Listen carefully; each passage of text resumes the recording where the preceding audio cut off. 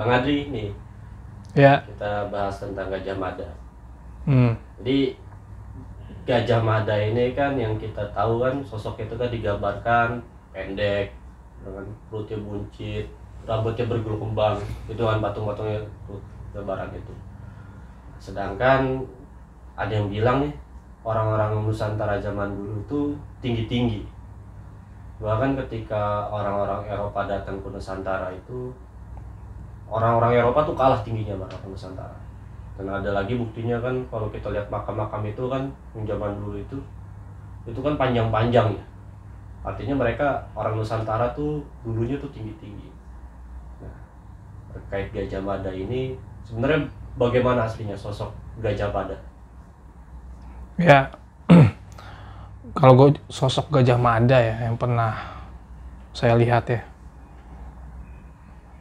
beliau itu sosoknya tinggi besar ya, sekitar mungkin 2,5 meter, jadi tinggi ya, sangat tinggi lah, 2,5 meter itu. Mungkin bisa jadi lebih sedikit ya, tapi saya tidak tahu pastinya berapa karena saya tidak berani ambil meteran juga buat mengukurnya kan. Jadi sangat tinggi, besar, dan kalau kita lihat wajahnya tuh ganteng, tampan lah, hidungnya mancung, dan tidak seperti di patung ya, yang bibirnya itu yang tebal ya seperti itu. Jadi badannya itu atletis, tapi bukan bodybuilder seperti Adera atau Deddy Corbuzier itu ya, tapi atletis seperti atlet renang seperti itu. Jadi seperti atlet yang badannya ya, kalau kita tahu di film Smackdown itu kan ada sosok Undertaker ya. Nah, tinggi seperti itulah. Tapi wujudnya mukanya nggak sangar, tapi mukanya tuh biasa-biasa saja gitu. Gitu, tinggi besar. Dan rambutnya panjang tapi konde. Model konde gitu. Cepol ini, diikat kepalanya. Berarti aslinya tinggi banget ya itu. Ya, tinggi besar. Kulitnya juga nggak hitam, nggak putih, tapi agak sawo-sawo mateng. Sawo mateng ya? Iya. Terus nih kan bicara lagi soal Gajah Mada nih. Ini kan Gajah Mada itu kan terkenal itu kan soal sumpah palapanya. Jadi janji Gajah Mada bahwa tidak akan memakan buah palapa sampai Nusantara bersatu. Berarti apakah saat itu Nusantara masih terpecah belah? Ya kalau dibilang yang menyatukan Nusantara itu Gajah Mada ya sebenarnya tidak benar juga. Saya kurang sepakat sebenarnya.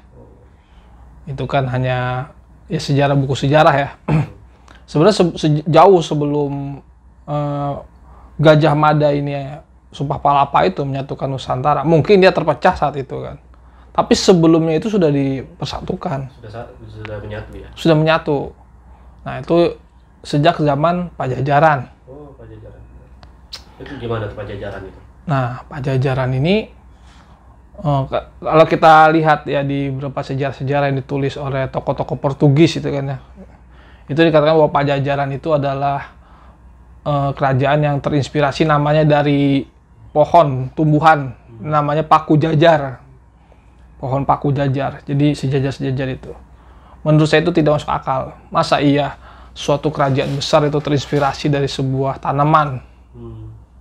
Ya kan tidak mungkin.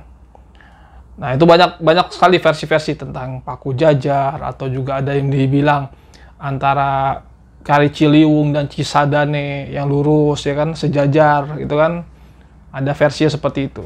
Nah itu juga kurang tepat. Tapi Pajajaran di sini adalah sejajar. Jadi suatu konsep kerajaan-kerajaan kecil. Ya, jadi dia mempunyai kesetaraan, kesejajaran. Dia itu punya hak otonomi sendiri. Jadi kalau kita tahu ada konsep otonomi daerah, nah itulah Pajajaran. Jadi ada kepala daerah yang punya otoritas di situ terhadap masyarakatnya. Lalu ada pemerintahan pusat. Nah, jadi kerajaan-kerajaan ini memberikan upeti ke pusat, lalu disebarkan. Nah, dikelola oleh kerajaan-kerajaan kecil ini. Itu konsep Pajajaran. Kalau kita tahu sekarang namanya otonomi daerah. Nah, sekarang ini kan kalau kita lihat kan sebenarnya konsepnya seperti Pajajaran kalau kita lihat sekarang ya, di mana pemilihan pilkada itu dipilih secara langsung. Jadi ada raja-raja kecil kan di sini. Kalau dulu kan dipilih oleh mungkin ada pemilihan ditunjuk oleh presiden, ada yang mungkin pemilihan DPRD kan, seperti itu, ada konsep-konsep lama. Nah ini kalau konsep yang dipilih langsung oleh rakyat, artinya kan ini raja, pilihan rakyat. Jadi orang-orang dipilih oleh rakyat. Nah itulah menjadi raja-raja kecil. Jadi bupati, yang namanya gubernur, itu dipilih langsung oleh rakyatnya. Jadi bukan ditunjuk-tunjuk oleh si raja ini kan. Ditaruh di sini, kamu jadi bupati ini, kamu jadi ini, tidak seperti itu. Tapi langsung dipilih oleh rakyat. Nah itu jadilah suatu kerajaan-kerajaan kecil. Tapi mereka punya otonomi sendiri, tapi ada pemerintahan pusat di sini yang mengelola upeti gitu ya. Kalau disebut dengan sekarang pajak ya, pajak itu sebenarnya upeti maksudnya. Nah seperti itu. Nah ini konsep Pajajaran itu sebenarnya. Nah kerajaan ini tadi bagaimana ya, seperti apa? Ini kerajaan yang sangat besar, kerajaan yang dia tidak pernah ekspansi, dia bukan kerajaan yang pernah melakukan penjajahan terhadap kerajaan-kerajaan lain, tapi kerajaan ini diakui oleh kerajaan-kerajaan besar di seluruh dunia. Dia punya militer yang kuat, tinggi-tinggi besar ya. Kalau saya pernah berziarah ke makam salah satu panglima Pajajaran itu kan, mungkin pernah ikut ya. Itu panjangnya bisa dikatakan 2,5 meter, hampir 3 meter. Itu panjang. Kalau saya tidur mungkin saya ini sosoknya 2 orang gitu.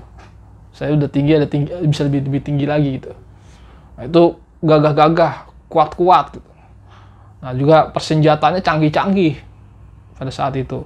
Dan diakui oleh masyarakat seluruh dunia. Itu kekayaan alamnya luar biasa dan hartanya juga sangat besar, rakyat sejahtera. Nah, itu kerajaan Pajajaran seperti itu. Tapi tidak pernah melakukan ekspansi. Tidak pernah melakukan penjajahan, tapi semuanya ya negosiasi.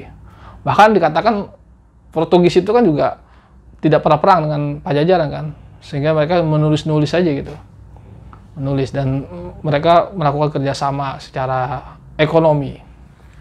Nah di situ, jadi sangat orangnya sakti, orangnya kuat-kuat, militernya kuat, rakyatnya sejahtera. Nah seperti tadi. Dan demokrasi sih sangat bagus. Jadi ada kerajaan-kerajaan kecil itu.